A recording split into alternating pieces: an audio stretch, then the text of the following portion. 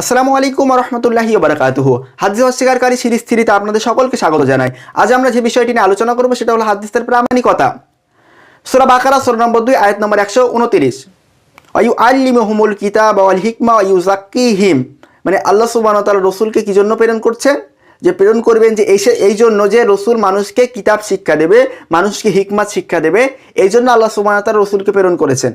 তাহলে যে মানুষটা কিতাব শিক্ষা দেয় অবশ্যই তিনি একজন শিক্ষক। তাহলে বিশ্বনবী সাল্লাল্লাহু আলাইহি সাল্লামকে আল্লাহ কেন পাঠিয়েছিলেন? আল্লাহ এই সমগ্র মানব জাতির জন্য শিক্ষক হিসেবে পাঠিয়েছিলেন, কারণ যেহেতু তিনি মানুষকে কিতাব শিক্ষা দেবে এবং হিকমত শিক্ষা দেবে। যারা বলে আমরা সাধারণত নিজের বুদ্ধি বা বিবেক দ্বারা কোরআনকে বুঝতে পারি, নিজের বুদ্ধি বা নিজের জ্ঞান দ্বারা কোরআনকে বুঝতে পারি, তাহলে বিশ্বনবী সাল্লাল্লাহু আলাইহি সাল্লামকে আল্লাহ কেন শিক্ষক হিসেবে প্রেরণ করলেন?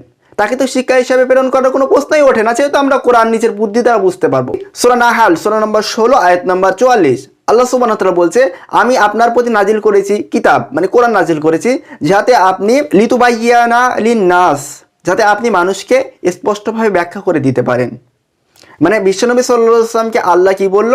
আমি আপনার প্রতি জিকির নাজিল করেছি, কিতাব নাজিল করেছি, যাতে আপনি মানুষকে সুস্পষ্টভাবে ব্যাখ্যা করে দিতে পারেন। মানে আল্লাহ সুবহানাহু ওয়া তাআলা কিন্তু বিশ্বনবী সাল্লাল্লাহু আলাইহি ওয়াসাল্লামকে বলছে যে আপনি মানুষকে এই কোরআনের ব্যাখ্যা করে দেবেন। অনেকে বলতে পারে যে না ভাই, কোরআন এবং কোরআনের ব্যাখ্যা দুটি একই জিনিস, দুটি আলাদা জিনিস নয়। আসলে আসুন দেখি আমরা কোরআন এবং কোরআনের ব্যাখ্যা দুটি একই জিনিস না আলাদা জিনিস।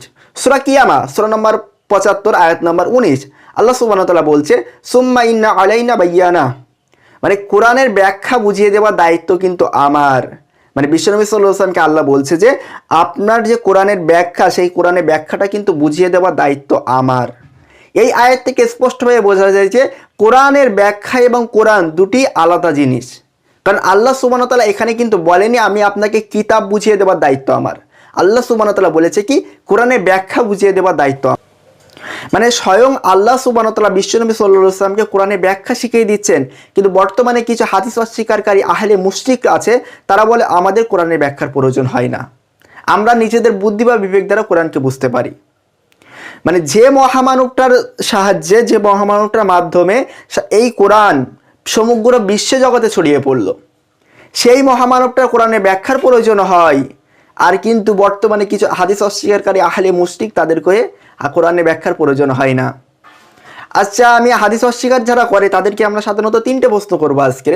3টে প্রশ্ন আশা করি আপনারা সবাই উত্তর দিয়ে যাবেন এবং আমি এই উত্তরের অপেক্ষায় আছি। 1 নম্বর প্রশ্ন, যদি কোরআন নিজের বুদ্ধি বা বিবেক দ্বারা পড়ে বোঝা যায়, তাহলে আল্লাহ সুবহানাহু ওয়া তাআলা কেন বিশ্বনবী সাল্লাল্লাহু আলাইহি ওয়াসাল্লামকে সমগ্র মানব জাতির জন্য শিক্ষক হিসেবে পাঠালেন? 2 নম্বর প্রশ্ন, কোরআনের ব্যাখ্যা আমরা কোথা থেকে পাবো? কোরআনের ব্যাখ্যা আমরা কোথা থেকে পাবো? 3 নম্বর প্রশ্ন, আল্লাহ সুবহানাহু ওয়া তাআলা রাসূলকে পাঠালেন কেন, যেহেতু কোরআন আমরা নিজের হিকমত দ্বারা বুঝতে পারি? আশা করি উত্তর দেবেন, আমরা উত্তরের অপেক্ষায় রয়েছি। দেখা হবে পরের কোনো ভিডিওতে আরো নতুন নতুন কোনো তথ্য নিয়ে। আসসালামু আলাইকুম ওয়া রাহমাতুল্লাহি ওয়া বারাকাতুহু।